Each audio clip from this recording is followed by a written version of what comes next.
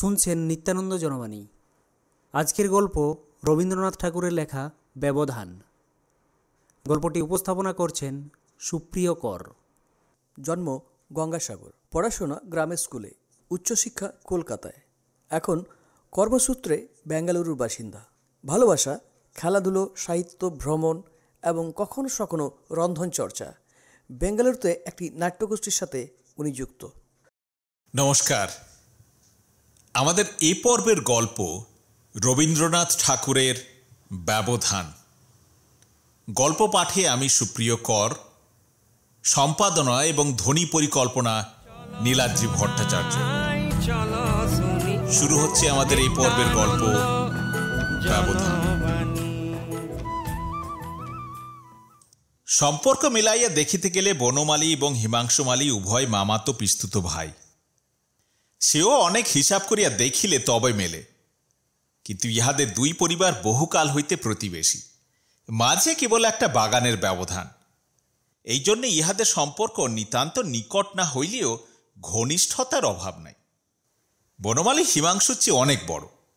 হিমাংশু যখন দন্ত এবং বাক্যস্ফূর্তি হয় নাই, তখন বনমালী তাহাকে কোলে করিয়া এই বাগানে সকালে সন্ধ্যায় হাওয়া খাওয়াইয়াছে, খেলা করিয়াছে, কান্না থামাইয়াছে, ঘুম পাড়াইয়াছে এবং শিশুর মনোরঞ্জন করিবার জন্য পরিণত বুদ্ধি বয়স্ক লোকদিগকে সবেগে শিরশ্চালন, তারস্বরে প্রলাপ ভাষণ প্রভৃতি যে সকল বয়সানুচিত চাপল্য এবং উৎকট উদ্যম প্রকাশ করিতে হয়, বনমালী তাহাও করিতে ত্রুটি করে নাই। বনমালী লেখাপড়া বড় একটা কিছু করে নাই। তাহার বাগানের শখ ছিল এবং এই দূরসম্পর্কের ছোট ভাইটি ছিল। ইহাকে খুব একটি দুর্লভ দুর্মূল্য লতার মতো বনমালী হৃদয়ের সমস্ত স্নেহ সিঞ্চন করিয়া পালন করিতেছিল এবং সে যখন তাহার সমস্ত অন্তর বাহিরকে আচ্ছন্ন করিয়া লতাইয়া উঠিতে লাগিল, তখন বনমালী আপনাকে ধন্য জ্ঞান করিল। এমন সচরাচর দেখা যায় না, কিন্তু এক একটি স্বভাব আছে যে একটি ছোট খেয়াল কিংবা একটি ছোট শিশু কিংবা একটি অকৃতজ্ঞ বন্ধুর নিকটে অতি সহজে আপনাকে সম্পূর্ণ বিসর্জন করে। এই বিপুল পৃথিবীতে একটি মাত্র ছোট স্নেহের কারবারে জীবনের সমস্ত মূলধন সমর্পণ করিয়া নিশ্চিন্ত থাকে। তারপরে হয়তো সামান্য উপসত্ত্বে পরম সন্তোষে জীবন কাটাইয়া দেয়, কিংবা সহসা একদিন প্রভাতে সমস্ত ঘর বাড়ি বিক্রয় করিয়া কাঙাল হইয়া পথে গিয়া দাঁড়ায়। হিমাংশুর বয়স যখন আরেকটু বাড়িল, তখন বয়স এবং সম্পর্কের বিস্তর তারতম্য সত্ত্বেও বনমালীর সহিত তাহার যেন একটি বন্ধুত্বের বন্ধন স্থাপিত হইল। উভয়ের মধ্যে যেন ছোট বড় কিছু ছিল না। এইরূপ হইবার একটু কারণও ছিল। হিমাংশু লেখাপড়া করিত এবং স্বভাবতেই তাহার জ্ঞানস্পৃহা অত্যন্ত প্রবল ছিল। বই পাইলেই পড়িতে বসিত। তাহাতে অনেক বাজে বই পড়া হইয়াছিল বটে, কিন্তু যেমন করিয়াই হোক চারিদিকেই তাহার মনের একটি পরিণতি সাধন হইয়াছিল। বনমালী বিশেষ একটু শ্রদ্ধার সহিত তাহার কথা শুনিত, তাহার পরামর্শ লইত, তাহার সহিত ছোট বড় সকল কথার আলোচনা করিত। কোনো বিষয়েই তাহাকে বালক বলিয়া অগ্রাহ্য করিত না। হৃদয়ের সর্বপ্রথম স্নেহরস দিয়া যাহাকে মানুষ করা গিয়াছে, বয়সকালে যদি সে বুদ্ধি, জ্ঞান এবং উন্নত স্বভাবের জন্য শ্রদ্ধার অধিকারী হয়, তবে তাহার মতো এমন পরম প্রিয় বস্তু পৃথিবীতে আর পাওয়া যায় না। বাগানের শখও হিমাংশু ছিল, কিন্তু এ বিষয়ে দুই বন্ধুর মধ্যে প্রভেদ ছিল। বনমালীর ছিল হৃদয়ের শখ, হিমাংশুর ছিল বুদ্ধির শখ। পৃথিবীর এই কোমল গাছপালাগুলি, এই অচেতন জীবন রাশি, যাহারা যত্নের কোনো লালসা রাখে না, অথচ যত্ন পাইলে ঘরের ছেলেগুলির মতো বাড়িয়া ওঠে, যাহারা মানুষের শিশুর চেয়েও শিশু, তাহাদিগকে সযত্নে মানুষ করিয়া তুলিবার জন্য বনমালীর একটি স্বাভাবিক প্রবৃত্তি ছিল। কিন্তু হিমাংশু গাছপালার প্রতি একটি কৌতূহল দৃষ্টি ছিল। অঙ্কুর গজাইয়া ওঠে, কিশলয় দেখা দেয়, কুঁড়ি ধরে, ফুল ফুটিয়া ওঠে, ইহাতে তাহার একান্ত মনোযোগ আকর্ষণ করিত। গাছের বীজ বপন, কলম করা, সার দেওয়া, চানকা তৈরি ইত্যাদি সম্বন্ধে হিমাংশুর মাথায় বিবিধ পরামর্শের উদয় হইত এবং বনমালী অত্যন্ত আনন্দের সহিত তাহা গ্রহণ করিত। এই উদ্যানখণ্ডটুকু লইয়া আকৃতি প্রকৃতির যত প্রকার সংযোগ বিয়োগ সম্ভব, তাহা উভয়ে মিলিয়া সাধন করিত। দ্বারের সম্মুখে বাগানের উপরই একটি বাঁধানো বেদির মতো ছিল। 4টে বাজিলেই একটি পাতলা জামা পরিয়া একটি কোঁচানো চাদর কাঁধের উপর ফেলিয়া গুড়গুড়ি লইয়া বনমালী সেইখানে ছায়ায় গিয়া বসিত। কোনো বন্ধুবান্ধব নাই, হাতে একখানি বই কিংবা খবরের কাগজও নাই। বসিয়া বসিয়া তামাক টানিত এবং আর চক্ষে উদাসীনভাবে কখনো বা দক্ষিণে কখনো বামে দৃষ্টিপাত করিত। এমন করিয়া সময়ে তাহার গুড়গুড়ির বাষ্পকুণ্ডলীর মতো ধীরে ধীরে অত্যন্ত লঘুভাবে উড়িয়া যাইত, ভাঙিয়া যাইত, মিলাইয়া যাইত, কোথাও কোনো চিহ্ন রাখিত না। অবশেষে যখন হিমাংশু স্কুল হইতে ফিরিয়া জল খাইয়া হাত মুখ ধুইয়া দেখা দিত, তখন তাড়াতাড়ি গুড়গুড়ির নল ফেলিয়া বনমালী উঠিয়া পড়িত। তখনই তাহার আগ্রহ দেখিয়া বোঝা যাইত এতক্ষণ ধৈর্য সহকারে সে কাহার প্রত্যাশায় বসিয়াছিল। তাহার পরে দুইজনে বাগানে বেড়াইতে বেড়াইতে কথা। অন্ধকার হইয়া আসিলে দুইজনে বেঞ্চের উপর বসিত। দক্ষিণের বাতাস গাছের পাতা মর্মরিত করিয়া বহিয়া যাইত। কোনোদিন বা বাতাস বহিত না, গাছপালাগুলি ছবির মতো স্থির হইয়া দাঁড়াইয়া রহিত। মাথার উপরে আকাশ ভরিয়া তারাগুলি জল জল করিত। হিমাংশু কথা কহিত, বনমালী চুপ করিয়া শুনিত। যাহা বুঝিত না তাহাও তাহার ভালো লাগিত। যে সকল কথা আর কাহারও নিকট অত্যন্ত বিরক্তিকর লাগিতে পারিত, সেই কথায় হিমাংশুর মুখে বড় কৌতুকের মনে হইত। এমন শ্রদ্ধাবান বয়স্ক শ্রোতা পাইয়া হিমাংশুর বক্তৃতা শক্তি, স্মৃতিশক্তি, কল্পনা শক্তির সবিশেষ পরিতৃপ্তি লাভ হইত। সে কতক বা পড়িয়া বলিত, কতক বা ভাবিয়া বলিত, কতক বা উপস্থিত মতো তাহার মাথায় জোগাইত এবং অনেক সময় কল্পনার সহায়তায় জ্ঞানের অভাব ঢাকা দিয়া লইত। অনেক ঠিক কথা বলিত, অনেক বেঠিক কথাও বলিত, কিন্তু বনমালী গম্ভীরভাবে শুনিত।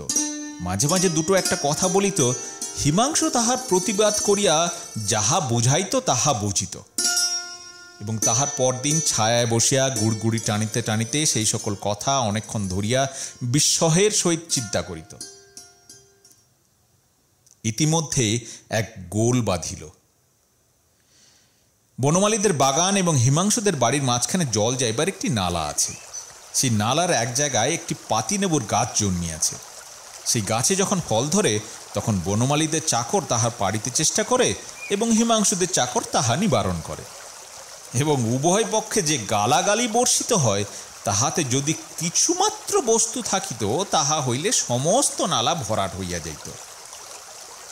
মাঝ হইতে বনমালীর বাপ হরচন্দ্র এবং হিমাংশুমালীর বাপ গোকুলচন্দ্রের মধ্যে তাহাই লইয়া ঘোর বিবাদ বাঁধিয়া গেল। দুই পক্ষে নালার দখল লইয়া আদালতে হাজির। উকিল ব্যারিস্টারদের মধ্যে যতগুলি মহারথী ছিল সকলেই অন্যতর পক্ষ অবলম্বন করিয়া সুদীর্ঘ বাকযুদ্ধ আরম্ভ করিল। উভয় পক্ষে যে টাকাটা খরচ হইয়া গেল, ভাদ্রের প্লাবনেও উক্ত নালা দিয়া এত জল কখনো বহে নাই। শেষকালে হরচন্দ্রের জিত হইল। প্রমাণ হইয়া গেল নালা তাহারই এবং পাতিনেবুতে আর কাহারও কোনো অধিকার নেই। আপিল হইল, কিন্তু নালা এবং পাতিনেবু হরচন্দ্রেরই রহিল। যতদিন মকদ্দমা চলিতেছিল দুই ভাইয়ের বন্ধুত্বের মধ্যে কোনো ব্যাঘাত ঘটে নাই। এমনকি পাছে বিবাদের ছায়া পরস্পরকে স্পর্শ করে এই আশঙ্কায় কাতর হইয়া বনমালী দ্বিগুণ ঘনিষ্ঠভাবে হিমাংশুকে হৃদয়ের কাছে আবদ্ধ করিয়া রাখিতে চেষ্টা করিত এবং হিমাংশু লেশমাত্র বিমুখ ভাব প্রকাশ করিত না। যেদিন আদালতে হরচন্দ্রের জিত হইল সেদিন বাড়িতে, বিশেষত অন্তঃপুরে পরম উল্লাস পড়িয়া গেল। কেবল বনমালীর চক্ষে ঘুম রহিল না। তাহার পরদিন অপরাহ্নে সে এমন ম্লান মুখে সেই বাগানের বেদিতে গিয়া বসিল যেন পৃথিবীতে আর কাহারও কিছু হয় নাই, কেবল তাহারই একটা মস্ত হার হইয়া গেছে। সেদিন সময় উত্তীর্ণ হইয়া গেল, 6টা বাজিয়া গেল, কিন্তু হিমাংশু আসিল না। বনমালী একটা গভীর দীর্ঘ নিঃশ্বাস ফেলিয়া হিমাংশুদের বাড়ির দিকে চাহিয়া রহিল। খোলা জানালার ভিতর দিয়া দেখিতে পাইল আলনার উপরে হিমাংশুর স্কুলের ছাড়া কাপড় ঝুলিতেছে। অনেকগুলি চিরপরিচিত লক্ষণ মিলাইয়া দেখিল হিমাংশু বাড়িতে আছে। গুড়গুড়ির নল ফেলিয়া দেয়া বিষণ্ণ মুখে বেড়াইতে লাগিল এবং সহস্রবার সেই বাতায়নের দিকে চাহিল, কিন্তু হিমাংশু বাগানে আসিল না। সন্ধ্যার আলো জ্বলিলে বনমালী ধীরে ধীরে হিমাংশুদের বাড়িতে গেল। গোকুলচন্দ্র দ্বারের কাছে বসিয়া তপ্ত দেহে হাওয়া লাগাইতেছিলেন। তিনি বলিলেন, কেও? বনমালী চমকিয়া উঠিল, যেন সে চুরি করিতে আসিয়া ধরা পড়িয়াছে। কম্পিত কণ্ঠে বলিল, মামা, আমি। মামা বলিলেন, কাহাকে খুঁজিতে আসিয়াছ? বাড়িতে কেহ নাই? বনমালী আবার বাগানে ফিরিয়া আসিয়া চুপ করিয়া বসিল। যত রাত হইতে লাগিল, দেখিল হিমাংশুদের বাড়ির জানালাগুলি একে একে বন্ধ হইয়া গেল। দরজার ফাঁক দিয়া যে দীপালোক রেখা দেখা যাইতেছিল, তাহাও ক্রমে ক্রমে অনেকগুলি নিবিয়া গেল। অন্ধকার রাত্রে বনমালীর মনে হইল হিমাংশুদের বাড়ির সমুদয় দ্বার তাহারই নিকট রুদ্ধ হইয়া গেল।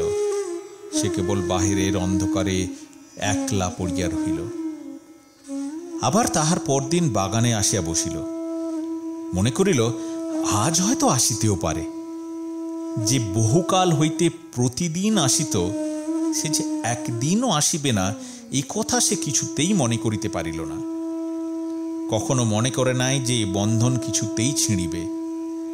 এমন নিশ্চিন্ত মনে থাকিত যে জীবনের সমস্ত সুখ দুঃখ কখন সেই বন্ধনে ধরা দিয়াছে, তাহা সে জানিতেও পারে নাই। আজ সে সহসা জানিল সেই বন্ধন ছিঁড়িয়াছে। কিন্তু এক মুহূর্তে যে তাহার সর্বনাশ হইয়াছে, তাহা সে কিছুতেই অন্তরের সহিত বিশ্বাস করিতে পারিল না।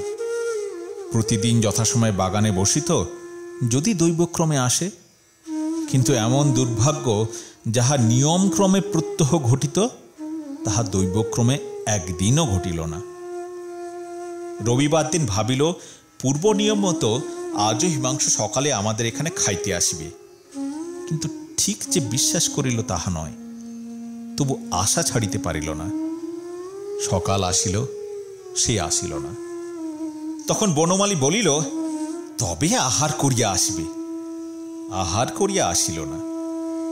বনমালী ভাবিল, আজ বোধহয় আহার করিয়া ঘুমাইতেছে, ঘুম ভাঙিলেই আসিবে। ঘুম কখন ভাঙিল জানি না, কিন্তু সে আসিল না। আবার সে সন্ধ্যা হইল, রাত্রি আসিল, হিমাংশুদের দ্বার একে একে রুদ্ধ হইল, আলোগুলি একে একে নিভিয়া গেল। এমনি করিয়া সোমবার হইতে রবিবার পর্যন্ত সপ্তাহের 7টা দিনই যখন দূরদৃষ্ট তাহার হাত হইতে কাড়িয়া লইল, আশাকে আশ্রয় দিবার জন্য যখন আর একটি দিনও বাকি রহিল না, তখন হিমাংশুদের রুদ্ধ দ্বার অট্টালিকার দিকে তাহার অশ্রুপূর্ণ দুটি কাতর চক্ষু বড় একটা মর্মভেদী অভিমানের নালিশ পাঠাইয়া দিল এবং জীবনের সমস্ত বেদনাকে একটি মাত্র আর্তস্বরের মধ্যে সংহত করিয়া বলিল, দয়াময়।